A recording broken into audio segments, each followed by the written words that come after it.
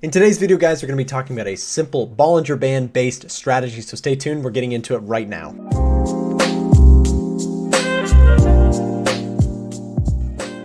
So like I said, we're going to be taking a look at a simple strategy here that you can use on the charts based around the concept of Bollinger Bands. Now, Bollinger Bands, if you don't know what they are, essentially they're a stretch of volatility. You can see they get wider when the markets are moving more, and they get more condensed or tighter when the market is not moving as much. What we can do with the Bollinger Bands, however, that's super special, is we can take advantage of opportunities where the markets get stretched to a significant point. Now, when price is outside of the Bollinger Bands, what you'll usually see is you'll see price snap back inside. Now, this is not every case, of course, and unfortunately we don't have the luxury of always having the perfect indicator, but the Bollinger Bands can actually be a really great concept for finding stretched prices that oftentimes reverse. So what we're going to do here today is I've got my standard Bollinger Bands loaded onto the charts. You can see the 20 period Bollinger Band, a 2 deviation. So what we're going to do here, guys, with this strategy is very simple. If I pull up my notepad, we are going to take a look at times in the market where we have price stretched to the outside of the Bollinger Band. I mentioned that a lot of times when price does get stretched,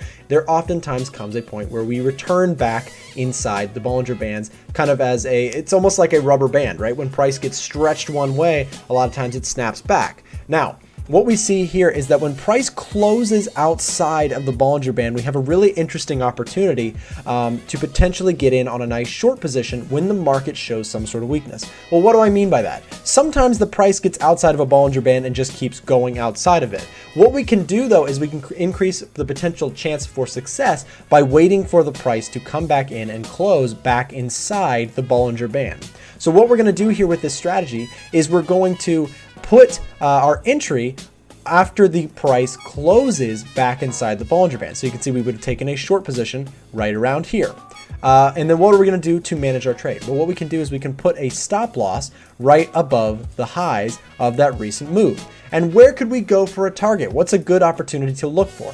Well, a good opportunity to look for is either one of two places. One, you could target back to that center line, right? That center Bollinger Band level, in this case, a 20 period simple moving average. Since this is a standard Bollinger Band, we're going to have a 20 moving average as the center. So what we're looking to capitalize on is that oftentimes, like I mentioned, when price gets stretched to the upside, we see a nice correction. Once we see price close back inside, we could put our entry right here, and we could actually target the mean, or the 20 period moving average, right? And here we already see another scenario where another setup gives us a chance here. You can see we closed outside of the Bollinger Band on this candle, and on the very next candle we were still outside, but this third candle we saw price pop back inside the Bollinger Band. Well, what we could have done is we could have put our stop loss just below the recent lows, and we could have put a target right at the center, or the mean, or that 20 period moving average, right? That would have been another great trade.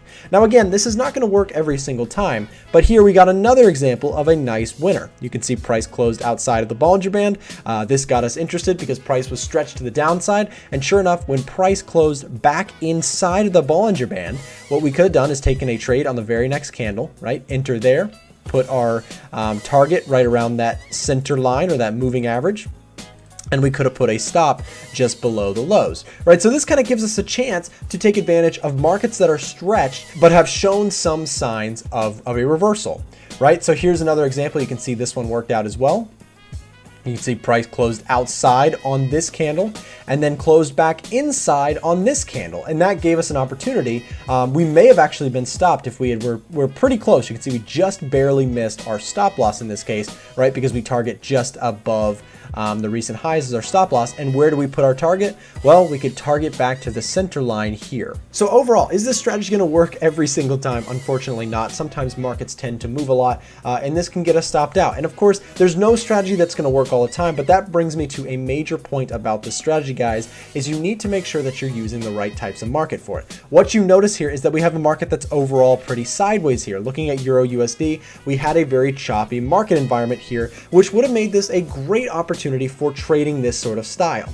Again, when you're looking for reversals, you want to be trading in the context of a market that tends to reverse a good bit. Well, how can you know if a market is tending to reverse a good bit? Well, one of the best ways to do so is to identify that markets are consolidating and will likely continue to consolidate. So look for markets that tend to do so. Right now, you see the pound currency pairs and the yen currency pairs at the time of making this video, they tend to be moving quite a bit. So a Bollinger Band strategy may not be the best one to use on those currency pairs, but something like Euro USD, which has been very choppy the last year or so, could be a great opportunity to use this sort of strategy on.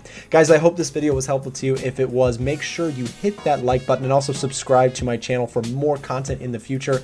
I really do appreciate you taking the time to watch this, and I hope to see you in some future videos.